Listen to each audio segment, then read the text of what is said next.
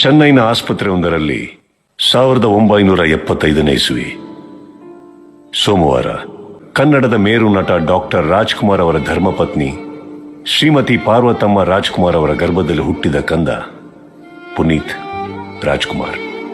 ಸಹೋದರರಾದ ಶಿವರಾಜ್ಕುಮಾರ್, ರಾಘವೇಂದ್ರ ರಾಜ್ಕುಮಾರ್, ಸಹೋದರಿಯರಾದ ಪೂರ್ಣಿಮಾ, ಲಕ್ಷ್ಮಿ ಅವರ ಮುದ್ದಿನ ಅಪ್ಪು, ಎಲ್ಲರ ಪಾಲಿನ ಪ್ರೀತಿಯ ಅಪ್ಪು, ಅಭಿಮಾನಿಗಳ ಪಾಲಿಗೆ ಪವರ್ ಸ್ಟಾರ್. ಅಪ್ಪನೆದುರು ನಟಿಸಿ ಅಪ್ಪು ತಂದೆಗೆ ತಕ್ಕ ಮಗ ಹೀಗೆನಿಸಿಕೊಂಡಿದ್ದು ಈಗ ಇತಿಹಾಸ. 1999 ಡಿಸೆಂಬರ್ 1ರಂದು ಚಿಕ್ಕಮಗಳೂರಿನ ಅಶ್ವಿನಿ ರೇವಂತ್ರವರ ಕೈ ಹಿಡಿದರು. ಈಗ ಅವರಿಗೆ ಧೃತಿ ಮತ್ತು ವಂದಿತಾ ಇಬ್ಬರು ಪುತ್ರಿಯರು. ಸಮಾಜಮುಖಿಯಾಗಿ ಬದುಕಿ ಬಾಳಿದ ಪುಣ್ಯಾತ್ಮ ಪುನೀತ್ ರಾಜ್ಕುಮಾರ್ 29